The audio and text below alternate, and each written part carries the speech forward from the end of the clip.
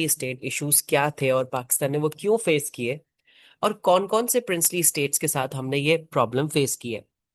ठीक है भाई।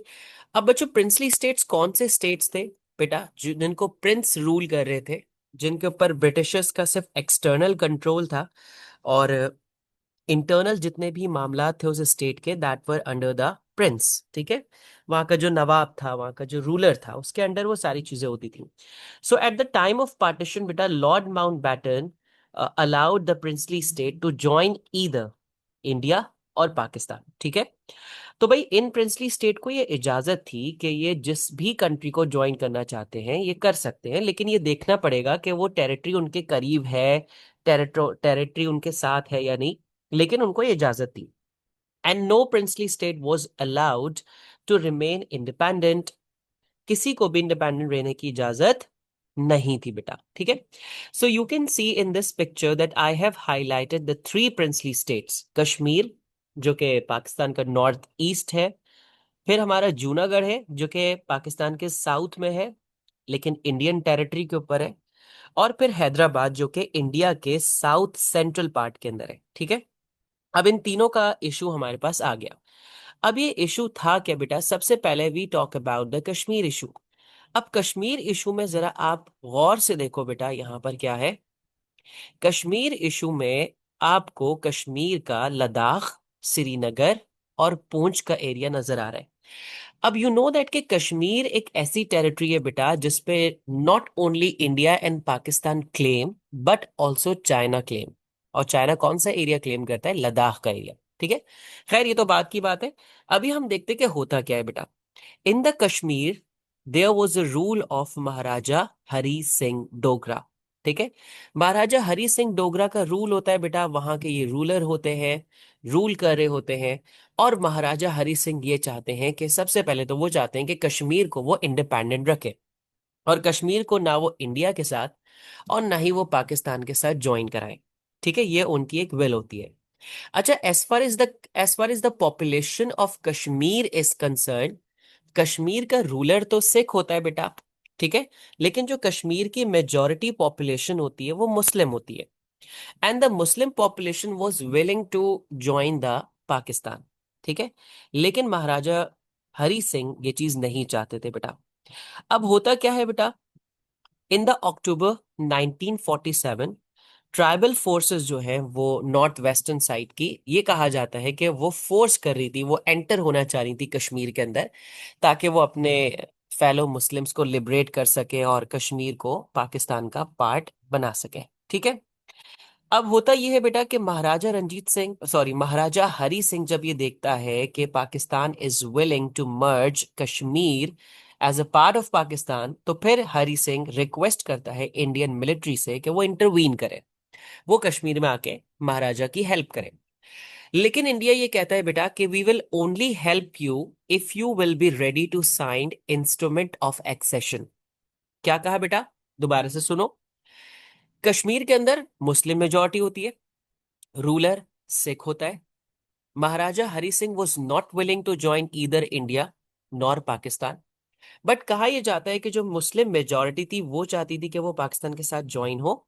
सेकेंडली, जो नॉर्थ वेस्टर्न एरिया के जो ट्राइबल ट्राइबल पीपल हैं, आपको पता है ना, कबाइली लोग पाकिस्तान के, they were also pressurising the Maharaja Hari Singh to merge the Kashmir with Pakistan. ठीक है, या फिर ऐसा भी कहा जाता है अकॉर्डिंग टू सम रेफरेंसेस, जैसे एलिस्टायर लैम्ब की एक किताब है जिसमें उसने लिखा है, उस किताब का नाम है कश्मीर अ डिस्प्यूटेड लेगेसी।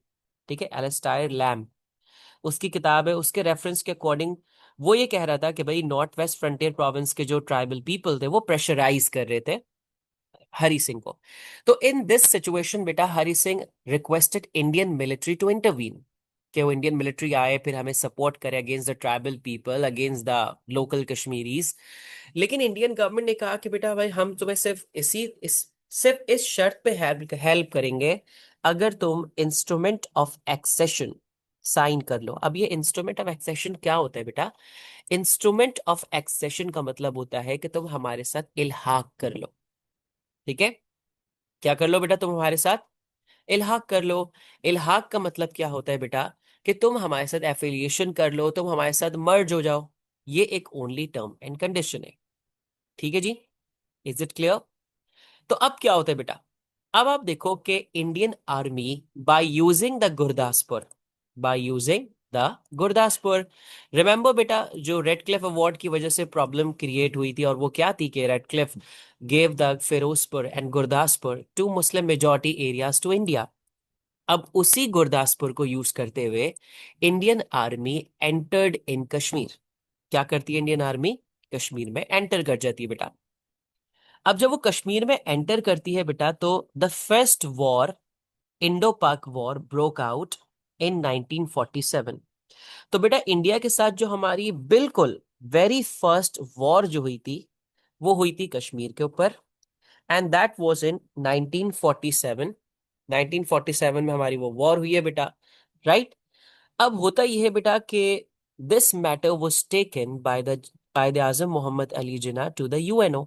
यूएनओ के अंदर ये मैटर जाता है बेटा, तो यूएनओ क्या करता है, एक सीज फायर कर देता है इंडिया और पाकिस्तान के बीच में। अच्छा, अब एक बात समझना कि जो हमारे पास आजाद कश्मीर का पार्ट है, जो आपको इस पिक्चर में भी नजर आ रहा है, वो सक्सेसफुली पाकिस्तान ने ले लिया था by the help of tribal people. ठीक है, लेकिन जो जम्मू एंड कश्मीर का पार्ट है, जिसको मैंने एक रेड कलर से बाउंड्री उसकी बनाई हुई है, that is a part of Jammu and Kashmir. Jammu and Kashmir went into the Indian occupation. ये इंडियन ऑक्यूपेशन के अंदर जम्मू एंड कश्मीर का पार्ट चला जाता है। अच्छा, ये मैटर आज भी यूएनओ के अंदर है, और यूएनओ ने सिर्फ क्या किया, इस पे कोई सीज फायर बना दी है बेटा, और एक लाइन ऑफ कंट्रोल बना दी है, एलओसी जिसको हम कहते हैं। ठीक है, और उस एलओसी पे आप देखते हो आज भी लड़ाई चलती रहती है, कभी यहां से फायरिंग होती है, कभी वहां से फायरिंग होती है, and we can say that कि Kashmir is the only reason of conflict between India and Pakistan. ठीक है, तो ये बात क्लियर हो गई कि ये कब से हुआ है बेटा। यूएन तो आपका वर्ल्ड वॉर 2 के बाद से एग्जिस्ट करना शुरू हो गया था। ठीक है सर, ये मसला बायलैटरलिज्म से सॉल्व नहीं हो सकता क्या? नहीं बेटा, ये हो तो सकता है, देखो सॉल्व करने को तो इसको किया जा सकता है, लेकिन मसला ये है ना बेटा कि इस पे जो वर्ल्ड की जो जाइंट पावर्स हैं, उनका भी तो इंटरफेयर करना बनता है, उनको भी तो इसमें इंटरवीन करना चाहिए, इस मैटर को सॉल्व करना चाहिए। और बीच में अटेम्प्ट हुई है पता है, लेकिन ये मैटर सॉल्व अभी तक हुआ नहीं है, कश्मीर का जो इशू है। तो भाई this is how Kashmir went into the Indian occupation. ये इंडियन ऑक्यूपेशन में क्या होता है भाई, चला जाता है। अब ये तो हमारे पास नहीं आया भाई। ठीक है, अब इसके बाद हम बढ़ते हैं हमारे दूसरे प्रिंसली स्टेट की तरफ, and that was the princely state Junagadh. Junagadh की लोकेशन क्या है सर? बेटा जूनागढ़ की लोकेशन अगर हम देखें, तो ये कोस्टल एरिया है इंडिया का।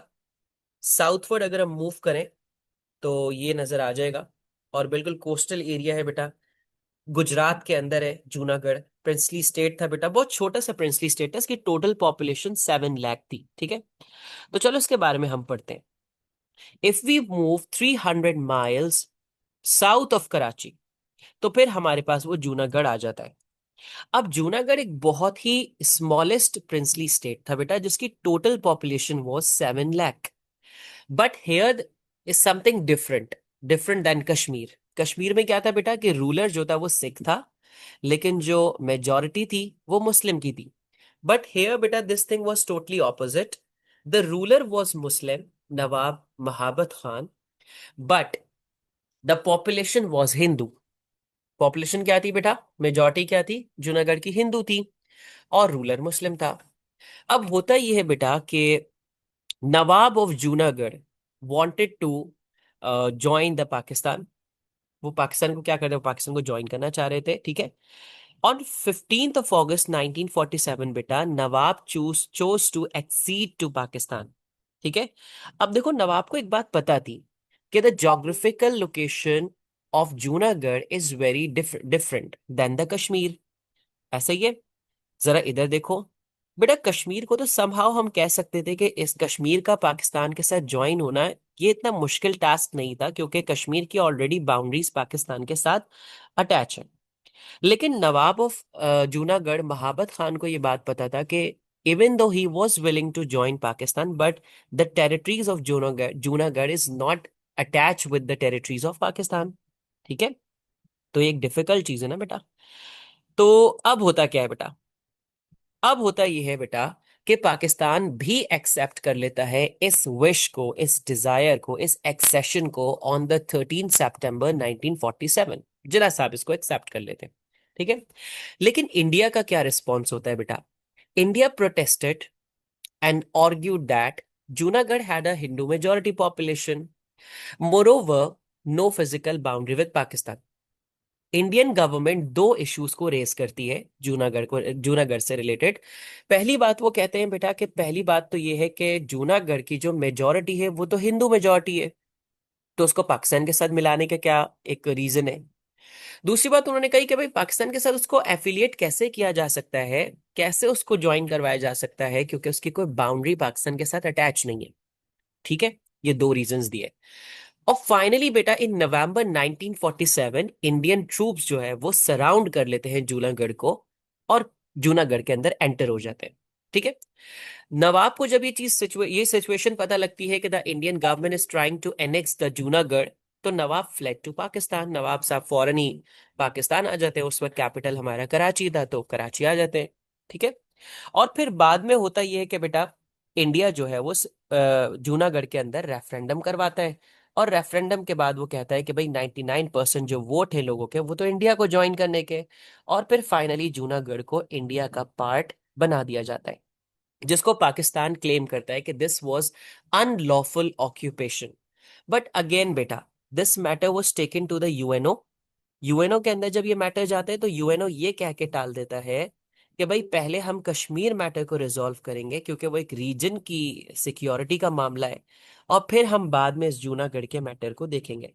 लेकिन बेटा that Junagadh matter is still pending in the UNO, ठीक है।